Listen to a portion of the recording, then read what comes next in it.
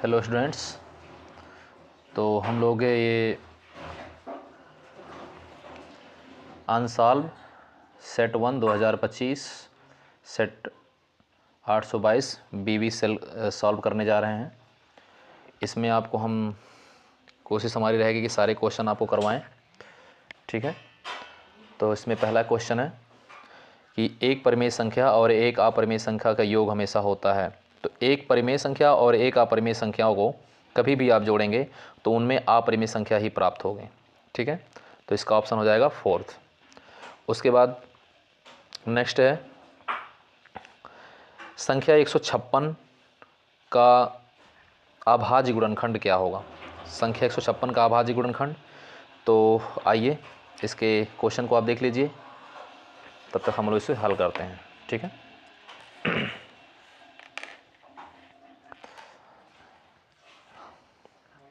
यहाँ तक दिख रहा है।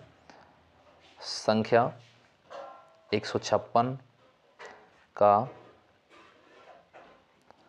अभाज्य गुणनखंड 156 को हम लिख सकते हैं 2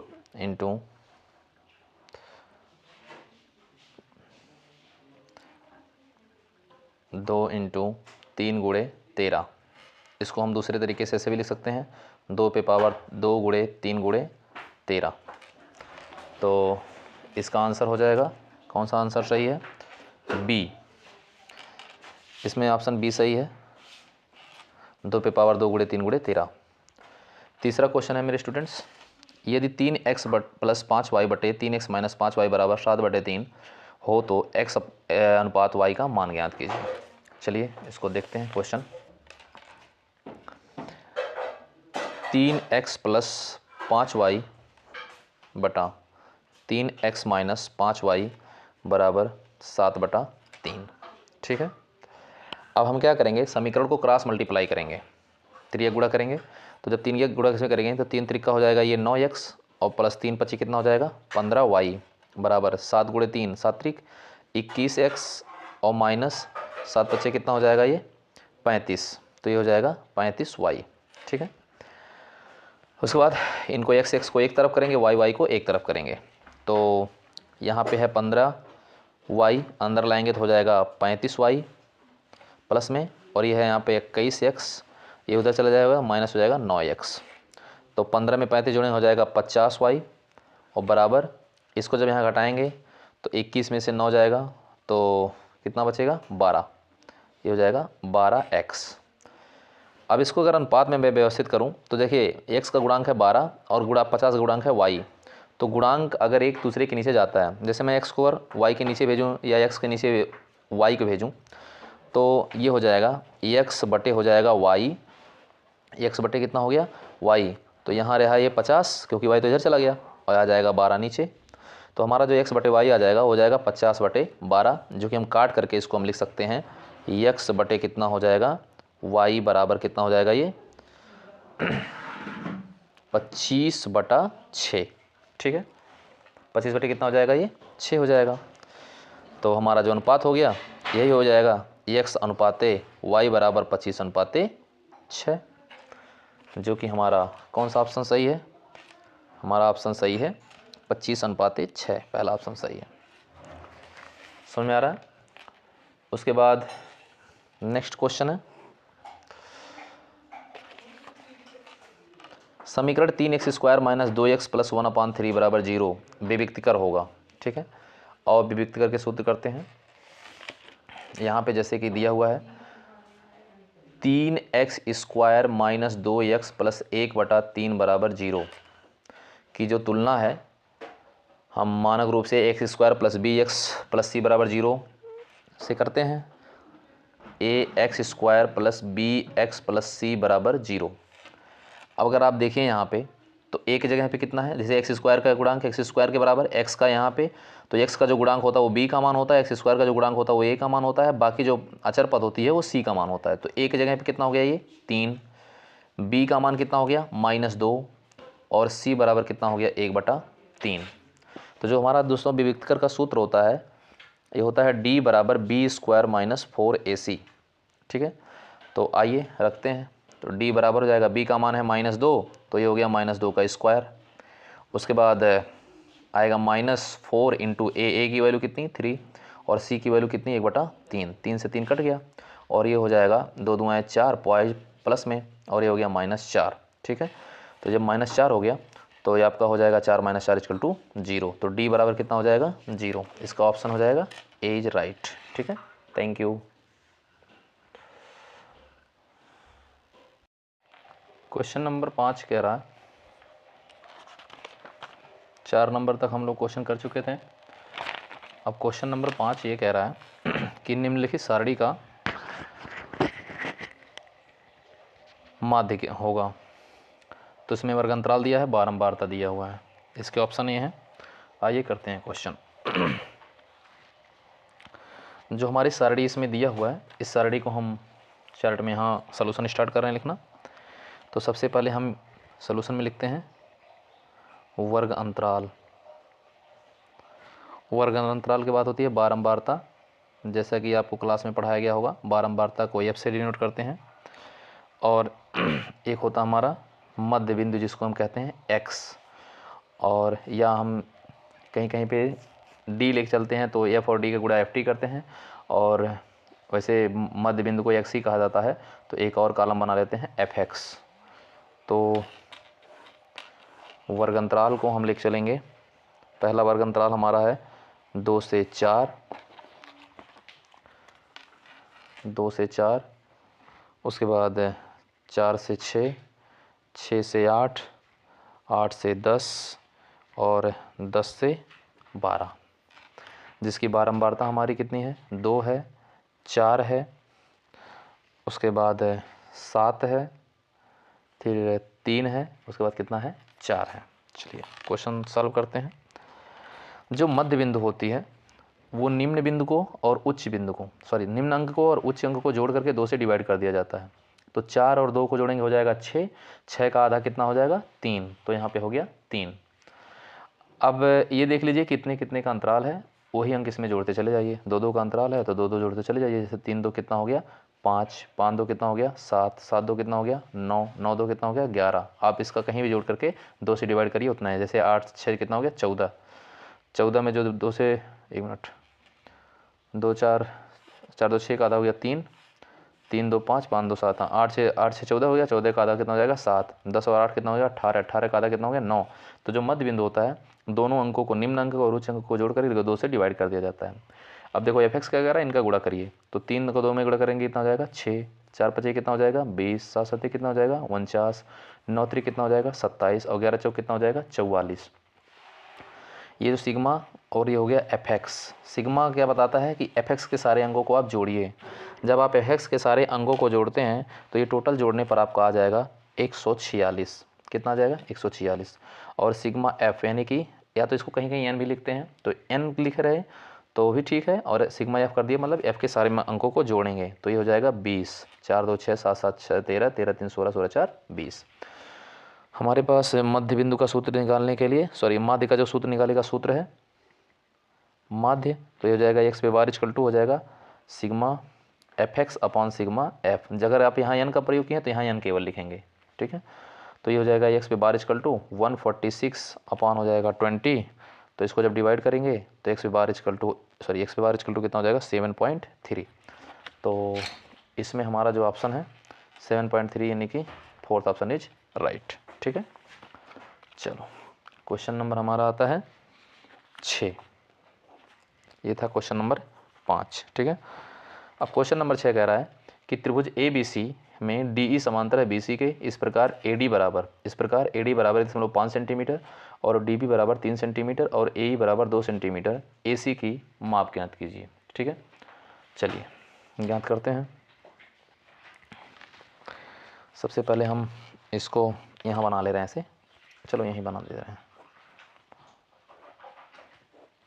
ये नाम हो गया ए, ये हो गया बी और ये हो गया सी और ये हो गया डी और ये हो गया ई। इसका मान दिया हुआ है 1.5 और इसका मान दिया हुआ है 2 और इसका मान कितना दिया हुआ है 3। ठीक है, चलिए थेल्स पर में हम अगर पढ़े हैं तो हमको पता होगा थेल्स प्रमेय से हमें पता है, क्योंकि यहाँ पे दिया है AD समांतर, ठीक है। देखो क्या है, DE समांतर है किसके, BC के, यानी कि ये समांतर रेखा है इसके। तो यहाँ पे हमें दिया हुआ है DE समांतर है BC के। तो थेल्स प्रमेय का हम प्रयोग करेंगे, तो ये हो जाएगा AD बटे हमारे पास हो जाएगा BD और बराबर हो जाएगा AE बटा EC, ठीक है। AE बटा क्या हो जाएगा EC, और जैसे AD बटे क्या हो जाएगा ये BD।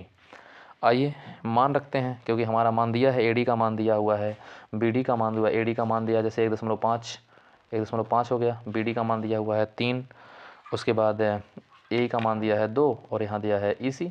तो ये गुणा करेंगे, या ऐसे भी कर सकते हैं, 1 से काटेंगे यहाँ पे आ जाएगा 2, तो EC 1 कम EC और 2 दूना कितना हो जाएगा ये 4। तो हमारा EC का मान कितना हो जाएगा 4। चूँकि हमसे पूछा क्या है AC की माप क्या होगी, AC मतलब इन दोनों अंगों को जोड़ गए। EC का मान हमारे पास कितना आया, EC का मान हमारे पास आ गया ये 4, तो ये पूरा जोड़ेंगे तो 4 2 कितना हो जाएगा 6, इसलिए आंसर कितना हो जाएगा 6 सेंटीमीटर। तो हमारा ऑप्शन कौन सा सही है, पहला, ठीक है। चलो आगे देखते हैं, अगला क्वेश्चन है 7 नंबर। 7 नंबर क्वेश्चन है दोस्तों, कह रहा बिंदुओं 2, 3, 4, 1 के बीच की दूरी ज्ञात करने के लिए। तो दो बिंदुओं के बीच की दूरी का जो सूत्र होता है D = √x2 - x1 का होल स्क्वायर और प्लस y2 - y1 का होल स्क्वायर। जहाँ ये आपको ब्रैकेट में इसका मान होता है x और ये होता है y, और ये भी होता है x और ये होता है y। पहले वाले को भुज, दूसरे वाले को कोटि कहते हैं, यानी कि पहला अंक जो कोष्टक में होता है x और दूसरा को होता है y। तो x बराबर हमारे पास यहाँ सवाल में हम देखते हुए लिखेंगे, x बराबर, कहाँ से लिखूँ इसको, ठीक है। x बराबर दिया है कितना 2 और y बराबर कितना हो गया 3 और x2 चूँकि 2 है ना, x1 y1, x2 बराबर कितना हो गया 4 और y1 बराबर y2 बराबर कितना हो जाएगा 1। आइए रखते हैं सूत्र पे इसको, तो d बराबर √ ये हो जाएगा हमारे पास x2 - x1 का होल स्क्वायर और आपका हो जाएगा ये प्लस y2 - y1 का होल स्क्वायर, ठीक है। और रखते हैं मान, ये है हमारे पास 4 - 2 का होल स्क्वायर प्लस y2 माने 1 - 3 का होल स्क्वायर, ठीक है। तो हमारे पास ये हो जाएगा 4 में से 2 गया 2 का स्क्वायर कितना हो जाएगा 4 और 1 में से 3 जाएगा -2 का स्क्वायर होगा 4, तो माइनस हो जाएगा प्लस, तो √ कितना हो गया 8। अब √8 को हम लिख सकते हैं 4 × 2, तो 4 का बाहर आ जाएगा कितना हो जाएगा 2, तो बाहर से आ गया 2 करनी में 2, यानी कि इसका जो आंसर है वो हो जाएगा हमारा बी आंसर से, ठीक है। अगला क्वेश्चन है द्विघात समीकरण 3x² - 12x + m बराबर 0 के मूल बराबर हैं, तो m का मान ज्ञात कीजिए।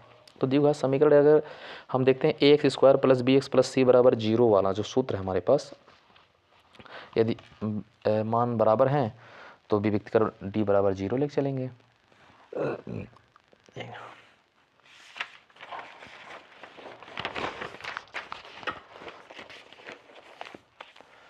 ठीक, तो द्विघात समीकरण अगर ax² + bx + c बराबर 0 के मूल बराबर हैं, तो विभक्तिकर जो d बराबर हो जाएगा वो क्या हो जाएगा 0, यानी कि हो जाएगा d बराबर b² - 4ac। तो हमारे यहाँ पे जो सूत्र सवाल में दिया हुआ था, तो 3x² - 12x + m, तो पहले वाले क्वेश्चन में भी थोड़ी देर पहले बताए हैं कि जो x² का गुणांक होता है वो a का मान होता है, x का गुणांक होता है b, बाकी जो होता है वो अचर पद होता है। तो हमारे पास a बराबर है 3 और b बराबर है -12 और c बराबर कितना है m है। तो इसको हम रखेंगे b² यानी कि -12 का स्क्वायर -4 × 3 और गुणे हो जाएगा m, ठीक है। तो 12 × m 144 हो जाएगा ये, और 4 3 कितना हो जाएगा 12, m बराबर कितना हो जाएगा ये 0, तो ये हो जाएगा 144 बराबर हो जाएगा 12m तो m बराबर हो जाएगा 144/12। काटेंगे तो m बराबर कितना हो जाएगा 12। तो हमारा आंसर कितना हो जाएगा ये सही 12। कह रहा 15 और 25 का HCF 5 है। ठीक है, 15 और 25 का कितना HCF 5 है। तो इनका LCM ज्ञात कीजिए। ठीक है,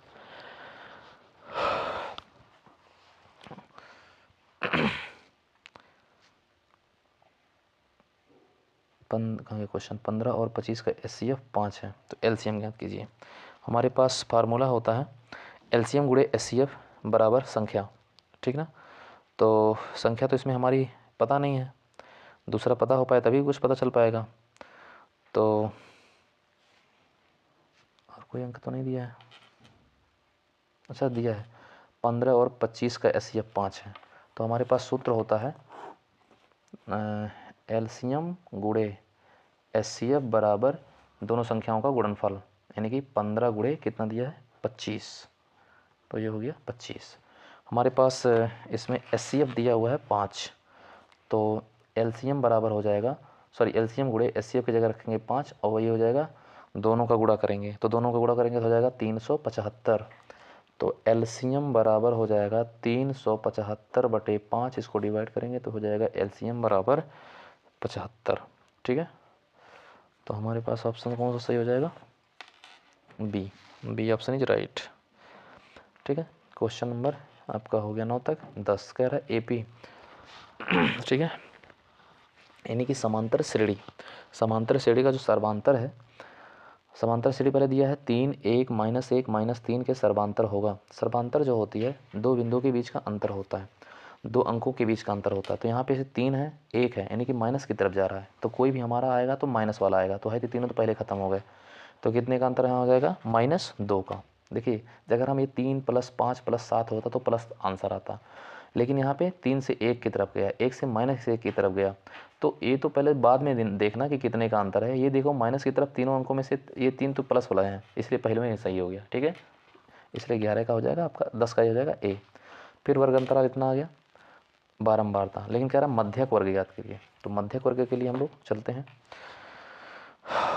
पहले हम अंतराल बना लेंगे, वर्ग अंतराल, वर्ग अंतराल, तो वर्ग अंतराल, फिर बनाएंगे बारंबारता, बारंबारता, फिर बनाएंगे संचयी बारंबारता, संचयी बारंबारता, संचयी बारंबारता को CF से और बारंबारता को F से। ठीक है, वर्ग अंतराल हो जाएगा हमारा 0 से 5 दिया है, 5 से 10 दिया है, 10 से 15 दिया है, 15 से 20 दिया है और 20 से 25 दिया है, बस इतना दिया है। बारंबारता क्या क्या दिया है 2, उसके बाद दिया है 7, उसके बाद हो गया 10, उसके बाद दिया है 4, उसके बाद दिया है 3। संचयी बारंबारता जो होती है वो पहला अंक यहाँ पे होता है और बाकी जुड़ता चला जाता है। जैसे 7 2 कितना हो जाएगा 9, 9 10 कितना हो जाएगा 19, 19 और 4 कितना हो जाएगा 23, 23 3 कितना हो जाएगा 26। ठीक है, ये हो जाएगी संचयी बारंबारता। संचयी बारंबारता में पहला वाला बारंबारता सेम होता है, फिर उसके बाद अगले वाले में नंबर जुड़ता चला जाता है बारंबारता, पहले संचयी बारंबारता का अगला बारंबारता जुड़ के अगला संचयी बारंबारता बनता है। तो यहाँ पे सिग्मा एफ या कह सकते हैं एन बनाए अगर, तो कितना हो जाएगा ये 26 हो जाएगा, या हम इसको कैपिटल एन भी लिख सकते हैं, ऐसी बात नहीं है। ठीक है, तो मध्यक वर्ग की पहचान कैसे करते हैं ज़रा ध्यान दीजिएगा। तो मध्यक वर्ग के लिए यहाँ पे एन की वैल्यू टोटल कितनी हो गई 26, तो हमारा जो n/2 होगा वो कितना हो जाएगा 13। ठीक है, कुल बारंबारता जो बनेगी, यानी कि हो जाएगा 26/2 n/2 होता है, तो n/2 बराबर हो जाएगा 13। अब मध्यक वर्ग वह वर्ग होता है जिसकी संचयी बारंबारता 13 से ठीक अधिक या बराबर रहे। ठीक है, यहाँ संचयी बारंबारता जो हमारा 19 13 से ठीक अधिक है। ठीक ना, तो जब 19 13 से ठीक अधिक है तो जो हमारा मध्यक वर्ग होगा वो कितना हो जाएगा 10 से 15 होगा। जैसे जो 13 हमारा आया है 19 क्या है 13 से ठीक अधिक है, क्योंकि 13 के बाद जस्ट आएगा 19, तो या तो इसी आसपास रहे बराबर रहे, तो 13 के बाद जो 19 है 19 का जो वर्ग है वो कितना हो जाएगा 10 से 15। तो हमारा ऑप्शन कौन सा हो जाएगा इसमें 10 से 15, सी ऑप्शन सही है। ठीक है, अगला क्वेश्चन है tan A बराबर 1, तो 2 sin A cos A का मान क्या होगा। चलिए देखते हैं। दिया है tan A बराबर 1, जबकि हम जानते हैं कि tan 45 अंश बराबर होता है 1, ठीक ना। तो जब tan 45 अंश बराबर 1 होता है तो हम यहाँ लिख सकते हैं कि tan A बराबर tan 45 अंश, यानी कि A बराबर कितना हो जाएगा 45 अंश, ठीक है। अब आइए A का मान हमको मिल गया, तो बाकी जिस जहाँ पे A है वहाँ मान रख देते हैं, 2 sin A into cos A, 2 sin A into cos A। तो चलिए हो गया 2 sin A का मान कितना, A का मान हमारा है 45, तो 2 sin हो गया 45 अंश इंटू कॉस 45, कॉस हो गया 45 अंश। तो ये हो गया 2 गुणे sin 45 अंश का मान 1/2 गुणे कॉस 45 अंश का मान वो भी 1/2 में 2। तो आपका ये हो जाएगा करड़ीम 2 गुणे करड़ीम 2, यानी कि हो जाएगा 2 गुणे 1/2, 2 से 2 कट गया, हो जाएगा 1, यानी कि 2 sin A into cos A का मान कितना आ गया 1 आया। तो आपका आंसर कौन सा सही हो जाएगा 1, सी ऑप्शन सही। नेक्स्ट क्वेश्चन है, एक वृत्त के केंद्र से 25 सेंटीमीटर दूर स्थित क्यू से वृत्त की स्पर्श रेखा की लंबाई 24 सेंटीमीटर, वृत्त की त्रिज्या ज्ञात कीजिए। चलिए देखते हैं।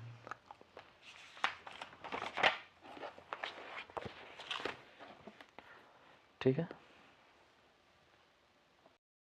अगला क्वेश्चन कह रहा है कि एक वृत्त के केंद्र 25 सेंटीमीटर दूर स्थित क्यू से इस वृत्त की स्पर्श रेखा की लंबाई 24 सेंटीमीटर है, तो वृत्त की त्रिज्या ज्ञात कीजिए। जैसे मान लेते हैं ये वृत्त है, ये हो गया सेंटर, यहाँ से लगभग 25 सेंटीमीटर की दूरी पर, यहाँ पे ऐसे, यहाँ पे 25 सेंटीमीटर एक बिंदु क्यों है, यहाँ से एक रेखा खींचा गया ऐसे जो इस वृत्त को टच करते हुए जाएगा, और इसकी लंबाई टोटल कितनी हो गई, क्या कहा क्वेश्चन, वृत्त की स्पर्श रेखा की लंबाई 24 सेंटीमीटर, यहाँ तक नहीं था, यहीं तक केवल है, ये हो जाएगा 24 सेंटीमीटर यहीं तक। उसके बाद इसको अगर मिलाते हैं तो ये त्रिज्या भी कहलाएगी, और अगर इसको थीटा मान ले रहे हैं तो ये हो गया लंब, ये हो गया आधार, ये हो गया कर्ण, इसकी लंबाई 25 है, इसकी लंबाई 24 है, यहाँ से यहाँ तक का, और इसका हमें ज्ञात करना है। तो अगर देखा जाए तो ये बन जाता है यहाँ से 90 अंश का कोण। तो यहाँ पाइथागोरस प्रमेय लगेगा, क्या लगेगा, पाइथागोरस प्रमेय। प्रमेय क्या कहता है, कर्ण का स्क्वायर बराबर लंब का स्क्वायर धन आधार का स्क्वायर। तो कर्ण का स्क्वायर माने 25 का स्क्वायर, और आधार का स्क्वायर मतलब लंब का स्क्वायर माने 24 का स्क्वायर, और प्लस आधार का स्क्वायर माने, अगर हम इसको त्रिज्या को r मान ले रहे हैं तो ये हो जाएगा r का स्क्वायर। तो 25 25 संयम हो जाएगा 625, और 24 24 में हो जाएगा 576, और प्लस हो जाएगा r स्क्वायर। तो r स्क्वायर बराबर हो जाएगा 625 माइनस 576, तो r स्क्वायर बराबर हो जाएगा 49 तो r बराबर हो जाएगा करड़ी में 49, तो r बराबर कितना, r बराबर हो जाएगा 7 सेंटीमीटर। तो ये हो जाएगा हमारा आंसर, कहाँ गया 7 सेंटीमीटर। ठीक है, अगला कह रहा है एक मीनार की ऊंचाई 20 मीटर, ठीक है, ज़मीन पर बनने वाली इसकी छाया की लंबाई है 20 करड़ी में 3 मीटर, तो उन्नयन कोण का मान ज्ञात कीजिए। ठीक है, तो मान लेते हैं उन्नयन कोण थीटा है। ये क्वेश्चन नंबर कितना है, ये है 14 नंबर। ठीक है, तो हो गया माना उन्नयन कोण थीटा, मीनार की जो लंबाई है ऊंचाई, मीनार की ऊंचाई बराबर 20 मीटर, और जो छाया की लंबाई, देखो इसको लंब कहेंगे, क्या कहेंगे इसको लंब, और जो छाया बनेगा उसको कहेंगे आधार। तो हो जाएगी छाया की लंबाई यानी कि आधार बराबर हो जाएगी 20 करड़ी में 3 मीटर। ठीक है, 20 करड़ी में 3 मीटर। तो हमारा यहाँ पे tan थीटा बराबर क्या बनता है, लंब बटे आधार। तो जैसे मान लेते मीनार ऐसे खड़ा है, इसकी इधर छाया है, तो ये हो गई 20 मीटर, और ये हो जाएगा 20 करड़ी में 3 मीटर। तो ये हो जाएगा tan थीटा बराबर 20 बटे 20 करड़ी में 3, ये हो जाएगा लंब, जैसे थीटा अगर इसको मानते हैं, ये हो जाएगा आधार, तो 20 से 20 कट गया, तो हो गया tan थीटा बराबर 1 बटा करड़ी में 3। tan के फॉर्म में किसका मान 1 बटे करड़ी में 3 होता है, तो टेन के फॉर्म में होता है टेन 30 अंश। ठीक है, नहीं दिखाई दे रहा नीचे, चलिए ये काट दिए जब, ये कट गया ऐसे 20 से 20, तो आ जाएगा यहाँ पे टेन थीटा बराबर 1/3 तो टेन के फॉर्म में किसका मान 1/3 होता है, तो टेन थीटा बराबर हो जाएगा टेन 30 अंश, तो थीटा बराबर कितना हो जाएगा 30 अंश, यही हो जाएगा हमारा आंसर। ठीक है, अब ये आंसर हो जाएगा हमारा पहला। 14 नंबर क्वेश्चन कह रहा है 14 सेंटीमीटर त्रिज्या के एक वृत्त की एक चाप उसके केंद्र पर 30 अंश का कोण अंतरित करती है, तो संगत त्रिज्यखंड का क्षेत्रफल ज्ञात कीजिए। चलो बहुत अच्छा क्वेश्चन है, आते हैं क्वेश्चन नंबर है ये 15। चलिए त्रिज्यखंड के क्षेत्रफल का जो सूत्र होता है उसके अनुसार हम चलते हैं, तो होता है थीटा बटे 360 गुणे पाई आर स्क्वायर, क्योंकि त्रिज्या यहाँ पे आर और थीटा वाले त्रिज्यखंड के क्षेत्रफल का सूत्र हम लगाएंगे, पाई आर स्क्वायर हो जाएगा इंटू थीटा अपॉन 360। ठीक है, तो क्या क्या दिया हुआ है, त्रिज्या का मान आर का मान दिया है 14 सेंटीमीटर और थीटा का वैल्यू दिया हुआ है 30 सेंटीमीटर, और जब हम पाई का मान के चलते हैं होता है 22/7। आओ रखते हैं, तो ये हो गया 30/360 गुणे हो जाएगा पाई का मान 22/7, उसके बाद हो जाएगा ये गुणे 14 का क्या होगा स्क्वायर, तो 0 0 खत्म हो गया, 3 एकम 3, 12 तियाँ 36, 11 दूनी 22 और ये हो गया 6 दूनी 12, और ये हो जाएगा 1/6 गुणे, ठीक है 11 बटा हो गया 7, गुणे 14 को हम क्या लिख सकते हैं, 14 गुणे 14 भी लिख सकते हैं, 7 एकम 7, 7 दूनी 14, 2 एकम 2, 2 तियाँ 6, तो अब यहाँ तो यही केवल बचा, तो गुणा करेंगे 14 एकम 14 और 14 एकम 14 1 15। ठीक है, 7 दुआएँ 14 यहाँ हो गया, 2 से 2 कट गया, तो 14 एकम 14 और 14 एकम 14 1 15 बटे कितना बचा यहाँ पे केवल 3। ठीक है, तो 3 बटा, तो इसको काटेंगे, आंसर किस में बटे में आया है 154 बटे, ये हो जाएगा आपका आंसर सी सही है। ठीक है, जोकर का एक टोपी है, जोकर का टोपी होता है, अब आप लोग दोस्तों देखे होंगे जोकर जो मेला में करतब दिखाता है उसके टोपी का आकार कैसा होता है, तो कैसा होता है उसको हम लोग जानते हैं, कैसा होता है, बेलनाकार तो बिल्कुल नहीं होता है, शंक्वाकार तो बिल्कुल नहीं होता है, सॉरी शंक्वाकार होता है, त्रिभुजाकार बिल्कुल नहीं होता, आयताकार बिल्कुल नहीं होता, तो कौन सा आंसर सही हो जाएगा, यहाँ पे हो जाएगा आपका शंक्वाकार, क्योंकि नीचे गोल और ऊपर मतलब सीधे होती है, शंक्वाकार आकार की होती है। ठीक ना, अगला क्वेश्चन है कल्पित माध्य विधि और पग विचलन विधि सरलीकृत रूप है, तो इसमें ऑप्शन है अप्रत्यक्ष विधि, प्रत्यक्ष विधि, संयुक्त विधि और है सरल विधि, तो ये होता है आंसर इसका प्रत्यक्ष विधि। ठीक है, अगला क्वेश्चन है कह रहा है कि यदि कुछ प्रेक्षणों का माध्य 15 है तथा माध्यिका 24 है तो बहुलक बराबर, तो हमारे पास सूत्र होता है एक बहुलक के लिए, 9th में भी आप पढ़े होंगे इस चीज़ को। ठीक है, बहुलक के लिए सूत्र होता है बहुलक बराबर 3 गुणे माध्यिका माइनस 2 गुणे माध्य। ठीक है, तो हमारे यहाँ पे क्या क्या दिया है, माध्य दिया है, बहुलक पूछा है, तो बहुलक बराबर 3 गुणे माध्यिका, माध्यिका का मान कितना दिया है 24, तो ये हो गया 24 और माइनस 2 गुणे माध्य का मान कितना दिया है 15, तो हो गया 15, तो 24 दिया हो गया 72 और 15 दूनी हो गया 30, 72 में 30 से घटाएंगे हो जाएगा कितना 42, ये हो जाएगा हमारा बहुलक 42 यानी कि फोर्थ ऑप्शन सही। अगला क्वेश्चन है एक पासे को एक बार फेंका जाता है तो एक सम संख्या प्राप्त होने की प्रायिकता, तो एक पासे को देखिए जैसे मान लेते हैं लूडो खेलने वाली गुट्टी है, तो उसमें कह रहा है कि सम संख्या, ठीक है, एक पासे को अगर हम फेंकते हैं तो या तो 1 आ सकता है, 2 आ सकता है, 3 आ सकता है, 4 आ सकता है, 5 आ सकता है, 6 आ सकता है, लेकिन ये इसमें टोटल कितने परिणाम बनेंगे 6 परिणाम बनेंगे, मतलब अगर हम एक पासे को यानी कि लूडो की गुट्टी को फेंकते हैं तो टोटल 6 परिणाम बनेगा, लेकिन इसमें कह रहा है केवल सम संख्याओं को हमें देखना है, तो मतलब टोटल 6 परिणाम बनेगा, लेकिन अगर सम संख्याओं का परिणाम निकाले कि 6 सम संख्या है तो कितनी घटना घटेगी 1 2 और 3, 3 घटना घट सकती है। ठीक है, तो जो हमारी प्रायिकता हो जाएगी वो हो जाएगी 3/6, यानी कि घटित घटना बटे कुल परिणाम। तो 3 एकम 3, 3 दूनी 6, तो हो जाएगा 1/2। तो इसकी आंसर हो जाएगी आपका 1/2। अगला क्वेश्चन है, अच्छी प्रकार से फेंटे हुए ताश के 52 पत्ते में से एक पत्ते की यादृच्छिक निकालने के लिए पत्ते के रानी होने की प्रायिकता क्या है। ठीक है, अब देखो ताश की गड्डी में कुल पत्तों की संख्या कितनी होती है, यानी इंटू ये क्या होता है, ये 52। ठीक है, एक गड्डी में 4 रानी होती हैं, इसलिए कुल परिणाम कितनी होगी, नंबर ऑफ इवेंट यानी कि घटना, ठीक है, कितनी होगी, 4 होगी। तो जब यानी कि घटना टोटल, देखिए जो होने की संभावना बने उसे हम घटना कहते हैं, और जो टोटल हो वो हो जाएगा कुल परिणाम। तो 4 रानी होती है तो 4 घटना घट सकता है, और टोटल हमारे पास पत्ता कितना है, 52। तो हमारा जो प्रायिकता हो जाएगी वो हो जाएगी 4/52, 13 चौको 52, 1 कितना हो जाएगा 13।